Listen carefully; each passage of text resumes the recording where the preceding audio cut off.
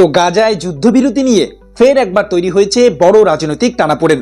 ইসরায়েলের প্রধানমন্ত্রী Benjamin Netanyahu এবং মার্কিন প্রেসিডেন্ট ডোনাল্ড ট্রাম্পের মধ্যে কথার ঝড় উঠেছে হামাসের সাম্প্রতিক প্রস্তাবকে ঘিরে। সংবাদ মাধ্যম সূত্রে জানা গেছে, গত 3 অক্টোবর ট্রাম্পের সঙ্গে টেলিফোনে কথা বলার সময় নেতানিয়াহু স্পষ্টভাবে বলেন, হামাসের প্রতিক্রিয়া উল্লাস করার মতো কিছু নয়। আর এই মন্তব্যেই নাকি রেগে যান ট্রাম্প।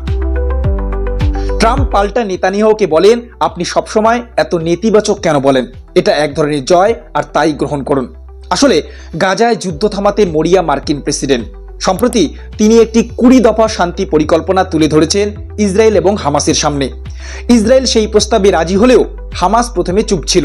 তবে একাধিক সতর্কবার্তা এবং কূটনৈতিক চাপের পর হামাসের পক্ষ থেকে জানানো হয়, যদি ইসরায়েল সেনা প্রত্যাহার করে নেয় তাহলে তারা পণবন্দীদের মুক্তি নিয়ে আলোচনা করতে রাজি। কিন্তু নেতানিয়াহু সেই প্রস্তাবকে তুচ্ছ এবং অর্থহীন বলে উড়িয়ে দেন। ফলে ওয়াশিংটন এবং তেল আবিবের মধ্যে সম্পর্কে সাময়িক অস্বস্তি তৈরি হয়েছে। এর মধ্যেই সোমবার মিশরে বসতে চলেছে ইসরায়েল এবং হামাসের প্রতিনিধিদের বৈঠক। সেখানে যুদ্ধবিরতি নিয়ে আলোচনা হওয়ার কথা। এর আগে সামাজিক মাধ্যমে ট্রাম্প সতর্ক করে বলেছেন, এই সপ্তাহেই প্রথম পর্যায়ের সিদ্ধান্ত নেওয়া দরকার, না হলে ব্যাপক রক্তপাত হবে। এখন নজর এই আলোচনায় কতটা অগ্রগতি হয় এবং ট্রাম্পের মধ্যস্থতায় আদৌ গাজায় শান্তি ফেরানো সম্ভব হয় কিনা, সেদিকেই তাকিয়ে রয়েছে গোটা বিশ্ব। বাকি এই বিষয়ে আপনার কি মতামত অবশ্যই কমেন্ট বক্সে জানাবেন। আর ভিডিওটি ভালো লাগলে লাইক, শেয়ার এবং সাবস্ক্রাইব করে আমাদের পাশে থাকবেন। জয় হিন্দ, জয় ভারত।